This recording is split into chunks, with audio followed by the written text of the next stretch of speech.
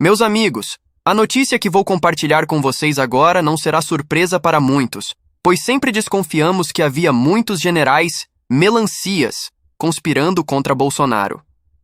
A informação que vazou revela os generais agindo contra Bolsonaro em conluio com Moraes, jogando por terra a falácia de uma tentativa de golpe por parte do ex-presidente. Venho compartilhar essa notícia detalhada para mantê-lo sempre bem informado.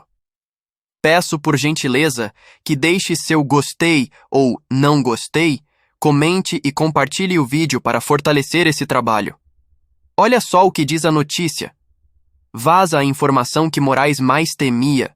Mensagens obtidas pela Polícia Federal, PF, no âmbito da investigação sobre a suposta tentativa de golpe de Estado, apontam que aliados militares de Jair Bolsonaro acusam o ministro do Supremo Tribunal Federal, STF, Alexandre de Moraes, de ter um general como informante.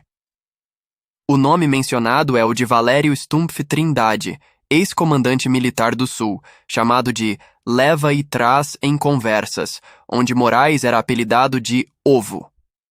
As mensagens investigadas incluem diálogos enviados ao ex-ajudante de ordens da presidência, tenente-coronel Mauro Cid.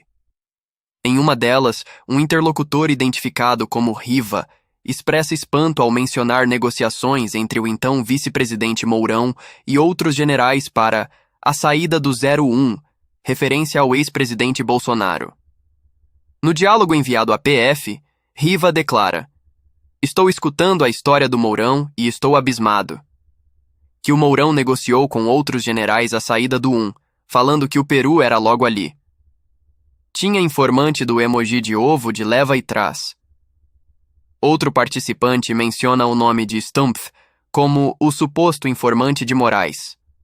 A conversa continua com acusações de traição e críticas ao alto comando do Exército. No meu vago conhecimento e entendimento, isso se assemelha à traição à pátria, diz Riva, que ainda critica outros militares supostamente alinhados ao tal plano golpista. Está mais do que claro que o sistema vai tentar envolver qualquer narrativa possível para atingir o ex-presidente Jair Bolsonaro nesse caso. Querem prendê-lo de qualquer forma. Poucas pessoas no círculo da política brasileira, na esquerda, conhecem Lula tão bem, com tanta profundidade, quanto Ciro Gomes. Ciro Gomes foi ministro do Lula durante o seu primeiro governo. Em vários momentos caminhou lado a lado com Lula, fez campanha para ele e foi cogitado, inclusive, a ser o vice de Lula. Em 2018, quase foi o candidato da esquerda, mas no debate interno acabou perdendo essa posição para o Haddad. Ciro Gomes é uma das pessoas, ou foi ao longo das últimas décadas, uma das pessoas mais próximas ao Lula no que diz respeito à política esquerdista no Brasil. Poucas pessoas conhecem o Lula tão bem quanto Ciro Gomes. E ultimamente Ciro Gomes parece que chutou o balde, que se cansou de esconder a verdadeira face do Lula e começou a falar abertamente onde quer que ele vá sobre esse ladrão, esse chefe da facção criminosa.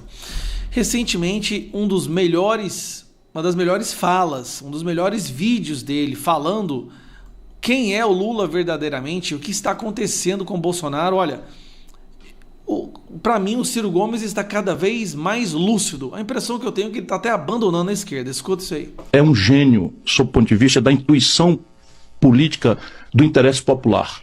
Claro, sempre de cima para baixo. Tá. Ele nunca se interessou por emancipar o povo, por qualificar as pessoas, por valorizar o trabalho como caminho de superação da miséria, da pobreza. Nunca. Sempre é ele oferecendo o paraíso que não virá se não for com ele. Tá certo? Isso é um viés messiânico. É o velho populismo que a gente condena nos argentinos, condena não sei onde, mas aqui em Cuba é aqui igualzinho. Sim. Tá certo?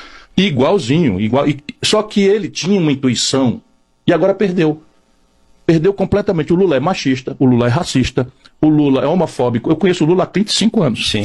35 anos. Racista, machista, homofóbico, hein? Sim. Ele é porque não é por maldade, não. É porque um cara que nasce em Garanhuns, claro, em Caetité falamos disso, e tal, e é formado assim e tal, ele deve evoluir. Sim. E como eu. Sim. Quantas piadas machistas já fiz? Então, Sim. depois que a Nilce, que já morreu, reitora da Universidade Federal do Rio de Janeiro, da UFRJ, me disse: olha, Ciro, claro que dá para ver que você não é machista, mas você precisa entender que não basta não ser machista, é preciso não reproduzir culturas. Nunca mais eu achei graça de uma piada machista, nunca mais reproduzi. Mas é claro que, sabe...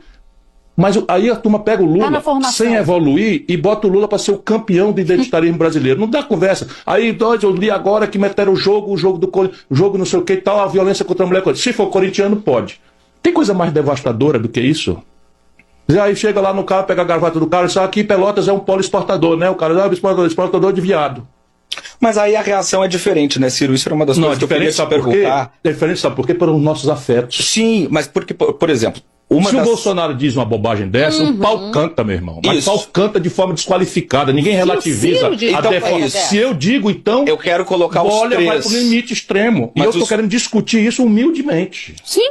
Sabe, pra gente evoluir junto com o nosso povo, a partir do estágio onde o nosso povo está. Perfeito. Pra gente não perder a batalha. É curioso como ele fala uma coisa, que o Lula, ele não quer a emancipação do povo, ele quer o controle de cima para baixo.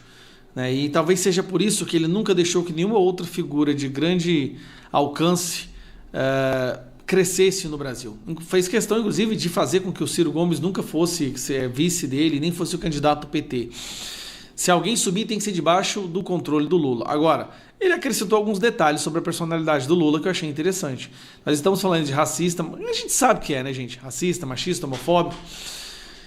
O Lula... Todas as bandeiras que o PT levanta como sendo bandeiras das quais eles lutam contra, Lula, ele é a encarnação de tudo isso. Ele é a encarnação dessa questão da elite, desconexão com as verdadeiras demandas da população brasileira, corrupto, associado a tudo que é criminoso no Brasil, mas racista, machista, homofóbico, transfóbico, tudo você imaginar. Mas são bandeiras que ele finge adotar para poder angariar o apoio dos mais idiotas, dos mais imbecis, daqueles que fizeram L e agora estão felizes da vida com a gasolina acima de 6 e o dólar acima de 6 também. Mas por que eu chamo atenção para isso? Porque esse aqui é um cara que conhece o Lula. É diferente das pessoas de direita que falam do Lula. Até às vezes eu nunca convivi com o Lula, não conheço ele pessoalmente. Mas aqui tem um cara que conviveu 30 anos com aquele ladrão e fala abertamente: o cara é ruim, é podre. Sem falar que as denúncias que ele fez recentemente sobre os esquemas de corrupção, dos precatórios, inclusive, que por si só já daria um outro impeachment. Mas é interessante porque a impressão que eu tenho é que o Ciro Gomes, ele não foi para a direita, mas ele é aquela esquerda que já entendeu que enquanto o Lula estiver à frente da esquerda brasileira, a esquerda só vai diminuir. Então tem que tirar esse cara. Abraço. O governo não falou, por exemplo, em reforma administrativa. O governo não falou, por exemplo, em redução da máquina pública. O governo não falou em redução de ministérios, que no caso, redução de ministérios seria uma mensagem. Porque o exemplo dele é que era um avião novo, é sofá caro, é cascata da Janja. Quer dizer, que imagem você passa ao país? A pior possível. Mas mais que isso, esses problemas que ele tem que resolver agora nos últimos 2 anos de governo Lula foram criados nos primeiros 2 anos de governo Lula. Porque o país foi entregue com 54 bilhões de superávit no ano de 2022, o último ano do governo Bolsonaro. O dólar estava em 5,23, para você ter uma ideia. No ano tinha caído pouco mais de 5%, ou seja, na retomada da melhora do ambiente econômico depois da pandemia, guerra na Ucrânia, com decisões do governo de reduzir impostos. Hoje a gente tem impostos em alta, querendo criar mais taxa. Daí a alcunha de taxade. Ou seja, o governo parece, depois de 2 meses negociando isso, conversando, segundo o ministro Haddad, o Lula ouviu tanto que ficou até rouco, né?